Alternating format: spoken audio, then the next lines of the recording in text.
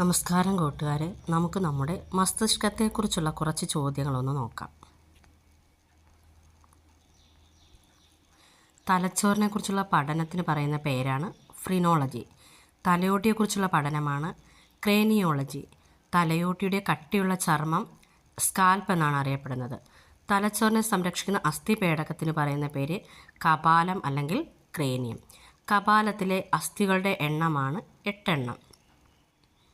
മസ്തിഷ്കവും സുഷുമ്നയും ചേർന്ന നാഡീവ്യവസ്ഥ അറിയപ്പെടുന്ന പേര് കേന്ദ്ര നാഡീവ്യവസ്ഥ അല്ലെങ്കിൽ സെൻട്രൽ നെർവസ് സിസ്റ്റം. നാഡീവ്യവസ്ഥയുടെ കേന്ദ്രം മസ്തിഷ്കം. നാഡീവ്യവസ്ഥയിൽ ഏറ്റവും കൂടുതൽ ന്യൂറോണുകൾ ഉള്ള ഭാഗമാണ് മസ്തിഷ്കം. മസ്തിഷ്കത്തിൻ്റെ ഭാരം 1400 ഗ്രാമാണ്. മസ്തിഷ്കത്തെ സംരക്ഷിക്കുന്ന ദ്രവം സെറിബ്രോ സ്പൈനൽ ദ്രവം. മസ്തിഷ്ക കലകൾക്ക് ഓക്സിജനും പോഷകവും നൽകുന്നതും മസ്തിഷ്കത്തിനുള്ളിലെ മർദ്ദം ക്രമീകരിക്കുകയും ചെയ്യുന്ന ദ്രവമാണ് സെറിബ്രോ സ്പൈനൽ ദ്രവം. തലച്ചോറ്, സുഷുമ്ന എന്നിവയെ പൊതിഞ്ഞു കാണുന്ന സ്ഥലമാണ് മെനിഞ്ചസ്. മെനിഞ്ചസിൻ്റെ ബാഹ്യസ്ഥലമാണ് ഡ്യൂറ മാറ്റർ. മെനിഞ്ചസിൻ്റെ മധ്യസ്ഥലമാണ് ആർക്കനോയിഡ്. മെനിഞ്ചസിൻ്റെ ആന്തരസ്ഥലം അറിയപ്പെടുന്നത് പയ മാറ്റർ. തലച്ചോറിൻ്റെ ഇടത് വലത് ഭാഗങ്ങളെ തമ്മിൽ ബന്ധിപ്പിക്കുന്ന നാഡീകലയാണ് കോർപ്പസ് കലോസം. മസ്തിഷ്കത്തിലെ ഏറ്റവും വലിയ ഭാഗം സെറിബ്രം. സെറിബ്രത്തിൻ്റെ ബാഹ്യഭാഗമാണ് കോർട്ടെക്സ്. സെറിബ്രത്തിൻ്റെ ആന്തരിക ഭാഗം അറിയപ്പെടുന്നത് മെഡുല. ജ്ഞാനേന്ദ്രിയങ്ങളുമായി ബന്ധപ്പെട്ട തലച്ചോറിൻ്റെ ഭാഗമാണ് സെറിബ്രം.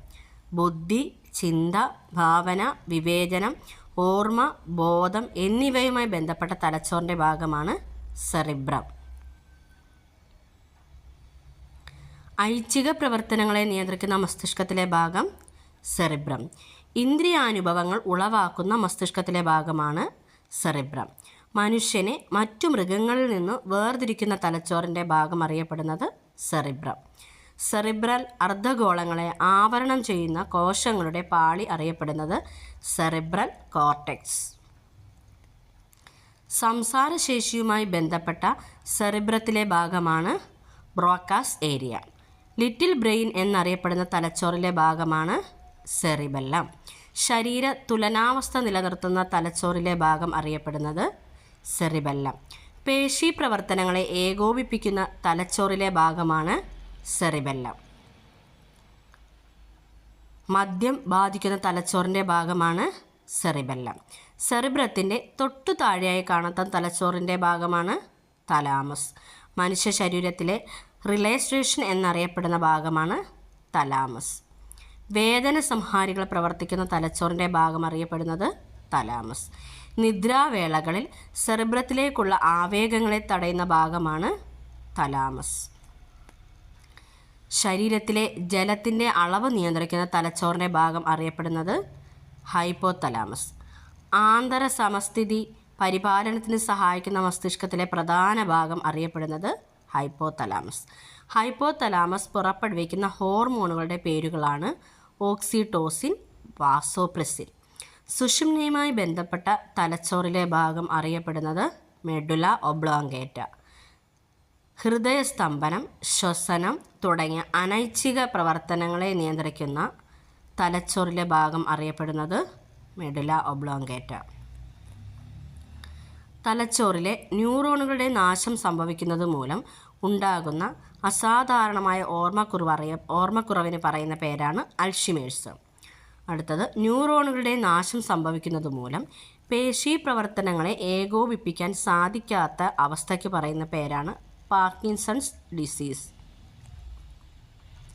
അടുത്ത ക്വസ്റ്റ്യൻ, മസ്തിഷ്കത്തിലേക്ക് രക്തം വിതരണം ചെയ്യുന്ന ധമനികളിൽ രക്തം കട്ടപിടിക്കുന്ന രോഗാവസ്ഥയ്ക്ക് പറയുന്ന പേര് സെറിബ്രൽ ത്രോംബോസിസ്.